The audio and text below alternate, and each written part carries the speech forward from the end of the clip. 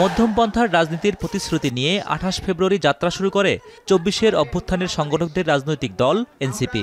রাষ্ট্রে বিদ্যমান জাতিগত, সামাজিক, লিঙ্গীয়, ধর্মীয় আর সাংস্কৃতিক মূল্যবোধ ও বৈচিত্র্য রক্ষার মাধ্যমে এই মধ্যমপন্থার সূচনা করতে চায় বলে জানিয়েছিলেন তারা।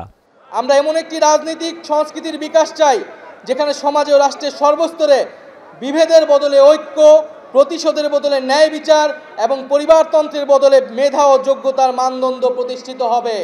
একই ধ্যান ধারণায় বিশ্বাস রাখে এমন দলগুলোর সাথে জোটভুক্ত হওয়া যায় কিনা সেই লক্ষ্যে সম্প্রতি দলের ভেতরে বাইরে জোর আলোচনা চলছে। এই যারা আমরা একই আদর্শভিত্তিক বাংলাদেশ পন্থার রাজনীতিটা করছি, আমাদের জায়গা থেকে আমাদের একসাথে একটা যদি মুভ হয়, এটা জনগণের প্রত্যাশা তাদের জায়গা থেকে।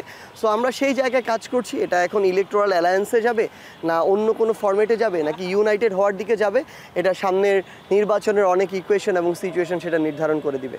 আলাদা আলাদা করে নিজের এই ক্ষেত্রে নির্বাচন কেন্দ্রিক যে শক্তি এটা প্রদর্শনের চেয়ে আমরা একসাথে যদি ঐক্যবদ্ধভাবে কাজ করি, আমরা মনে হয় এখানে বেটার একটা রেজাল্ট পেতে পারি। গত 18 এবং 29 সেপ্টেম্বর রাজধানীর একটি হোটেলে রুদ্ধদ্বার বৈঠকে অংশ নেন সমমনা দলগুলোর নেতারা। এনসিপি ছাড়াও সেই বৈঠকে অংশ নেয় গণসংহতি আন্দোলন, গণ অধিকার পার্টি, এবি পার্টি সহ গণতন্ত্র মঞ্চের আওতাভুক্ত রাজনৈতিক দলের প্রতিনিধিরা। বাংলাদেশের রাজনীতিতে তৃতীয় শক্তির আবির্ভাব নিয়ে এক ছাতার নিচে আসার ব্যাপারে ইতিবাচক তারা।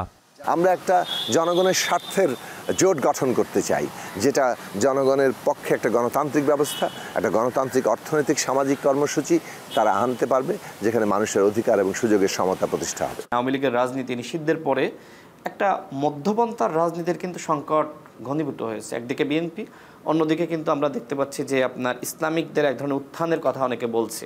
আওয়ামী লীগের এই শূন্যতা যাতে নতুন একটা শক্তির দ্বারা পূরণ হয়, কারণ রাজনীতিতে শূন্যতা এটা কোনোভাবেই আসলে ভালো ফলাফল বয়ে আনবে না।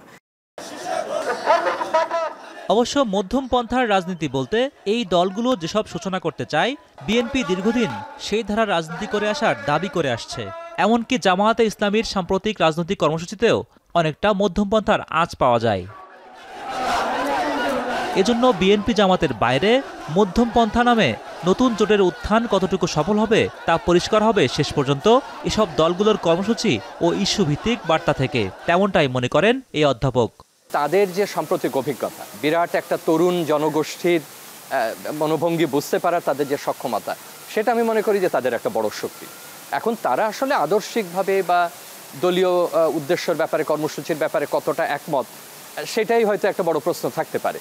কিন্তু এর বাইরে উঠে তারা যদি একটা মধ্যম পন্থার রাজনীতিতে বাংলাদেশে এগিয়ে যেতে চায় এবং যে সমস্ত দলগুলো মধ্যম পন্থার রাজনীতি করতে চায়, তাদের মধ্যে তারা একটা যোগসূত্র হিসেবে কাজ করতে পারে বলে আমার মনে হয়। মধ্যমপন্থার আদর্শ দলগুলোর নেতারা কতটুকু ধারণ করছেন সেটাও জোটের ভবিষ্যৎ নির্ধারণ করবে বলেও মত দিয়েছেন তিনি। এরা যদি মধ্যমপন্থী বলে নিজেদের দাবি করেন, তাহলে বলতে হবে যে তারা চিন্তা চেতনায় তারা সবাইকে নিয়ে অন্তর্ভুক্তিমূলক, তারা ধর্ম বলেন বা অন্য ভিত্তিক যে আধুনিক কাঠামোগুলো আছে তার যে মৌল জায়গাগুলো, সেই জায়গাগুলো একটা মধ্যমপন্থা তারা অবলম্বন করেন। হোসেন জাহিদ, এখন ঢাকা। একটা বিশেষ আদর্শের প্রতি থেকেও সে মধ্যমপন্থা হতে পারে। কালার এক্সপার্ট, জর্জ স্যাপ এবং মাইল্ড অন হ্যান্ডস টেকনোলজি সমৃদ্ধ অরিক্স ক্রিস্টাল ওয়াশ আপনার লন্ড্রি এক্সপার্ট।